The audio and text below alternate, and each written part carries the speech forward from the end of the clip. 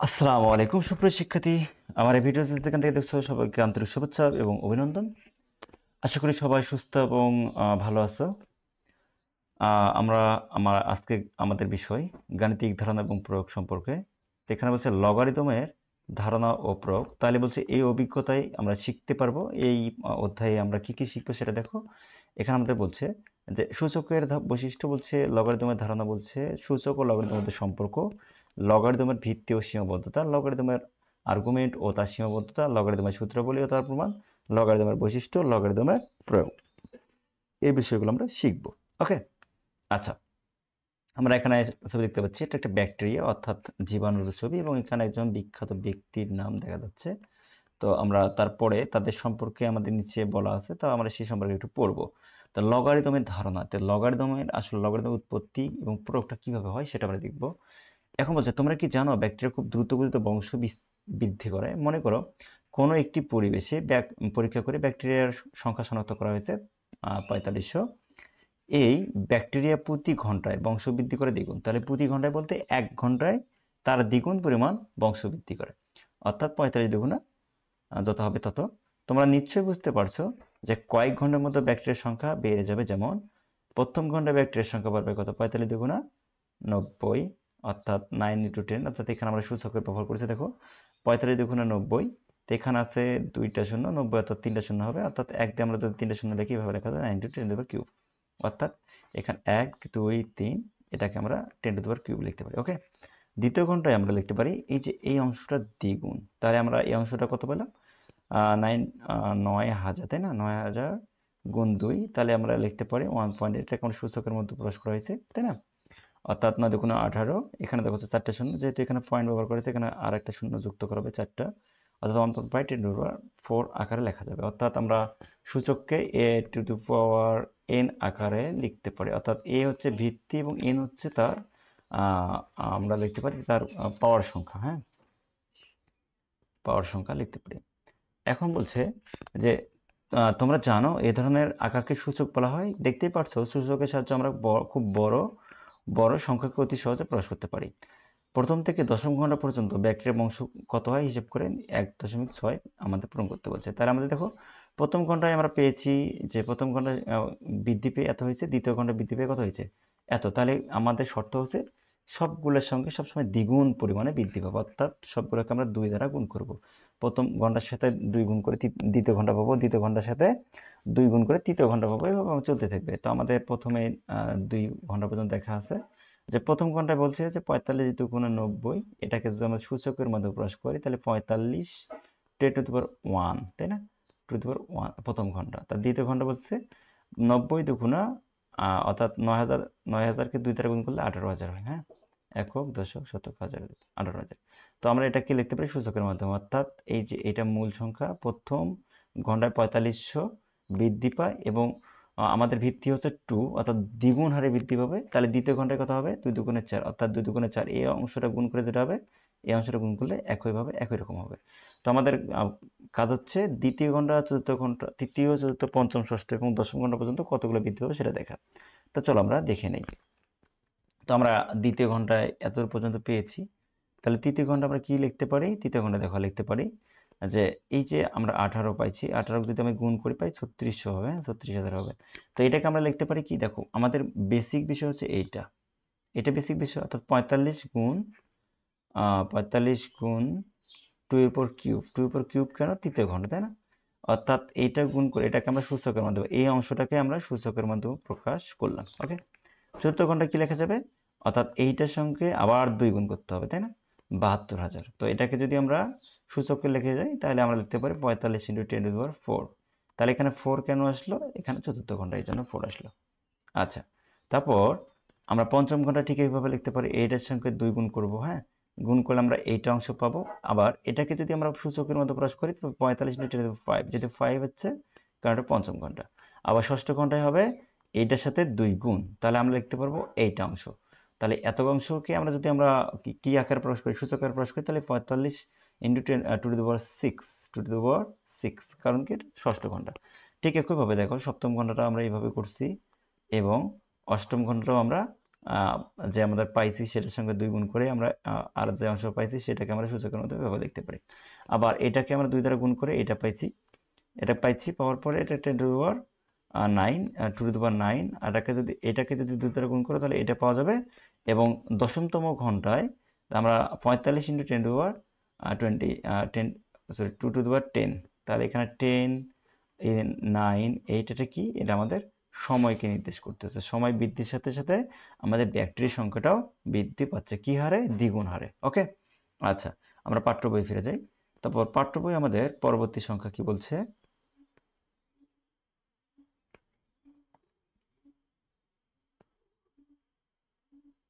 দেখো পরবর্তী সংখ্যা দেখো, এখানে বলছে যে উপরের হিসাব থেকে আমরা দেখতে পাই খুব বড় সংখ্যাকে সূচকের সাহায্যে প্রকাশ করা যায়, তাই না? এখন তোমরা কি লিখতে পারো যে এনতম ঘন্টায় ব্যাকটেরিয়ার সংখ্যা কত হবে? পর্যবেক্ষণ করো। তাহলে এনতম শব্দের অর্থ হলো যে আনলিমিটেড, অর্থাৎ এনতম সংখ্যায় আমাদের ব্যাকটেরিয়ার সংখ্যা কত হবে। এখানে দেখো এনতম ঘন্টা, অর্থাৎ এখানে 1 2 3 4 5 6 7 8 9 10 11 12 অসংখ্য হতে পারে, অর্থাৎ ডট ডট ডট, তাই না? এনতম ঘন্টায় ব্যাকটেরিয়ার সংখ্যা হবে 2 টু দি পাওয়ার n, অর্থাৎ এই যে এনটা নির্দিষ্ট সংখ্যা। যদি তোমাকে বলা হয় যে 15তম ঘন্টায় কত হবে, অর্থাৎ 4500 ইন্টু 10 টু দি পাওয়ার 15 লেখা যাবে, অর্থাৎ এনকে উঠাই দিয়ে আমরা 15 দেখতে পারবো। ওকে, এখানে দেখো এনতম ঘন্টায় ব্যাকটেরিয়ার সংখ্যা হবে এত, তবে আমরা লিখতে পারি 45 into 10 to the power n, অর্থাৎ এত। এই ধরনের সমীকরণকে সূচকের সমীকরণ বলা হয়। এবার বলো তো এখান থেকে তোমরা n এর মান কীভাবে বের করবে? কোনো সূচক সমীকরণ থেকে অজানা সূচক রাশির মান কীভাবে বের করা যায়? সূচক সমীকরণে সাধারণ রূপ হলো B to the power n সমান a। এখানে সবসময় 0 থেকে b এর মানটা অবশ্যই বড় হবে, 0 কখনোই হবে না। এবং b not zero to 1, b এর মানটা কখনো সমান a এর 1 সমান হবে না।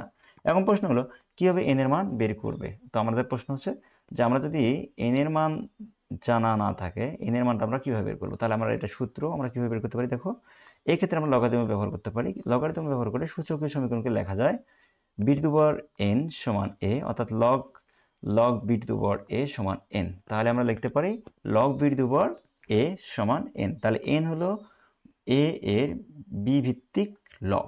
তাহলে nটা কি হবে? a এর এই যে a এর b ভিত্তিক লগ, আর b ভিত্তিক লগ অর্থাৎ এই যে লগের সঙ্গে যে অংশটা থাকবে সেটাকে বলা হয় ভিত্তি। তাহলে nটা কি? এই যে a এর b ভিত্তিক লগ। ওকে, তো আমরা এভাবে লিখতে পারি যে B to the power n, যেখানে বি গ্রেটার দেন 0, অর্থাৎ 0-এর মানটা বি হচ্ছে বির মান কখনোই 0 হবে না, 0 হচ্ছে বড় হবে, এবং বির মান কখনো 1 এর সমান হবে না, অর্থাৎ এই জন্য বলা বি নট ইকুয়াল টু 1। এবং কেবল যদি n সমান log B to the power a, অর্থাৎ এই মানটা হবে।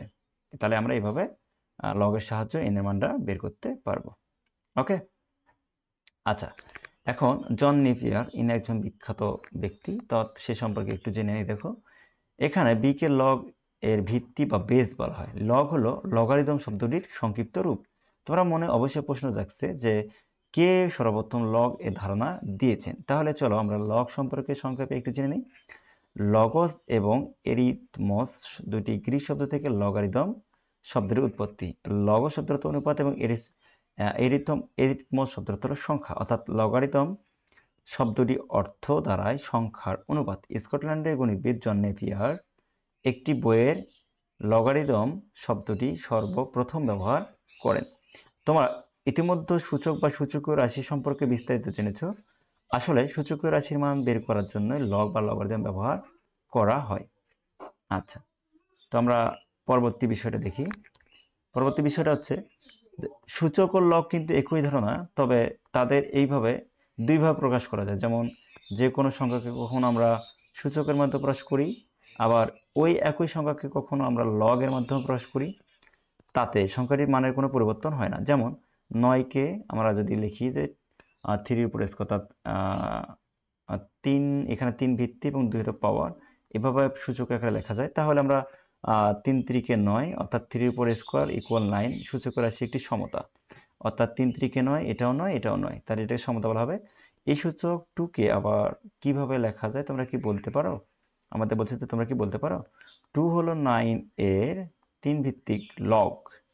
কথাটিকে গাণিতিকভাবে প্রকাশ করা যায় 2 ইন্টু লগ 3 টু দি পাওয়ার 9, অর্থাৎ এই যে এখানে যে আমাদের 2 আছে, তাহলে 2কে বলা হবে 9 এর 3 ভিত্তিক লগ। ওকে, এখন তেমনিভাবে আমরা সূচকীয় রাশিটাকে আমরা এভাবে লিখতে পারি টু দি পাওয়ার কিউব শব্দের অর্থ 8, এটাকে আমরা 3 হলো 8 এর দুই ভিত্তিক লব। তাহলে এই যে এখানে যে 3টা আছে, তাহলে 3টা কি এই যে 8 এর কয় ভিত্তিক লব? 2 ভিত্তিক লব। ওকে, তাহলে কথাটিকে গাণিতিকভাবে আমরা লিখতে পারি 3 equal log to the power 8। Okay, আচ্ছা লক্ষ্য করো সূচকীয় সমতা two to the power cube 8, এক্ষেত্রে সূচকের ভিত্তি 2, আবার 3 equal log two to the power 8, এক্ষেত্রে লগের ভিত্তি হচ্ছে 2। তো আমরা এভাবে লিখতে পারি, অতএব আমরা সূচকের ভিত্তি ও লগ উভয় ভিত্তি একই সমান হয়। তাহলে সূচকের ভিত্তি আর লগের ভিত্তি একই বা সমান। তাহলে আমাদের এখানে একটা জোড়াই কাজ করতে বলছে। কি জোড়াই কাজ? সূচকের সমতা ও লগের সম্পর্কে নিচে ছকের 3.2 এর মাধ্যমে দেখানো হলো, খালি ঘরগুলো পূরণ করতে হবে। তাহলে আমাদের এখানে কিছু কাজ দেওয়া আছে, সব কাজগুলো আমরা করব। কেমন? এখানে ছক বসছে 3.2 সূচকীয় সমতা, এটা সূচকীয় সমতা 3 উপর স্কয়ার, যেটা আমরা পূর্বে জানলাম। লগের ভাষায় লিখতে পারি সূচক 2 হলো 9 এর 3 ভিত্তিক লগ, তাই না? আবার লগের মাধ্যমে যদি আমরা প্রকাশ করতে পারি, তাহলে এখানে আমরা 2 ইকুয়াল লগ 3 9, লগ 3 এখানে হচ্ছে, এখানে 3টা আমাদের এখানে বেস বা ভূমি, আর 9 হচ্ছে আমাদের ভিত্তিক লগ। ওকে, 9 এর 3 ভিত্তিক লগ। তো আমরা এটাকে কিভাবে লিখতে পারি, এটাকে কিভাবে লিখতে পারি, এটাকে কিভাবে লিখতে পারি, চলো আমরা একটু দেখে নিই। তো আমরা এটাকে কিভাবে লিখে নিতে পারি, দেখো টু দি পাওয়ার কিউব শব্দের অর্থ হলো 8। তো এটাকে আমরা যদি সূচকের মাধ্যমে লিখি, তাহলে লেখা যায় সূচক 3 হলো 8 এর 2 ভিত্তিক লগ। তো আমরা লিখতে পারি 3 equal log to the power 8। তারপর আমরা লিখতে পারি, এটাকে আমরা লেখা যায় যে 7 টু দি পাওয়ার হাফ। তো হাফটাকে হাফ শব্দের অর্থ রুট ওভার আমরা লিখতে পারি। তাহলে সূচক হাফ হলো √7 এর 7 ভিত্তিক লগ। কয় ভিত্তিক লগ? 7 ভিত্তিক লগ। তো আমরা লিখতে পারি half equal log 7 to the power √7। তারপর আমরা লিখতে পারি এটা টু দি পাওয়ার -6 ইকুয়াল 1/6 কীভাবে 64 হবে? দেখো আমরা ইনভার্স শব্দটা এভাবে লিখতে পারি, এই যদি এভাবে লেখো এখানে 6, অর্থাৎ যদি তুমি 2টাকে 6 বার গুণ করো তাহলে কত হবে? 64 হবে। ওকে, এখানে লেখা সূচক -6 হলো 1/64 এর 2 ভিত্তিক লগ। তাহলে আমরা লিখতে পারি -6 ইকুয়াল লগ টু 1/64। ওকে, আচ্ছা শিক্ষার্থী আরেকবার লক্ষ্য করো, আমরা পরবর্তী যে ধাপটা আছে সেটা সমাপ্ত করব।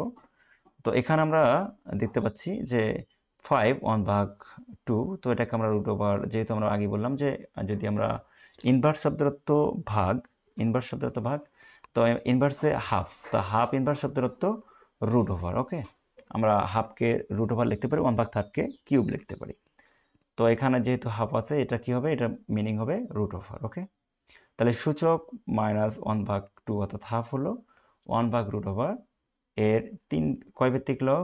আমরা একটু নিচে দেখবো, আমাদের একটু নিচে হচ্ছে এর 5 ভিত্তিক লগ। ওকে, তো আমরা এটাকে লগের মাধ্যমে লিখতে পারি যে -1/2 লগ 5 টু দি পাওয়ার 1/√5।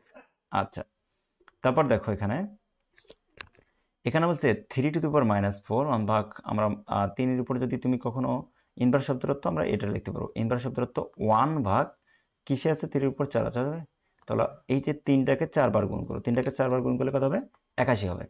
তাহলে সূচক -4 হলো, এই যে -4 হলো 1/81 এর 3 ভিত্তিক লগ। তো আমরা এটা লিখতে পারি লগের মাধ্যমে প্রকাশ, যে -4 লগ 3 1/81। আচ্ছা, পাঠ্য বই আমরা দেখি। তো আমরা আজকে এ পর্যন্ত করব। সবাই ভালো থেকো, সুস্থ থাকো।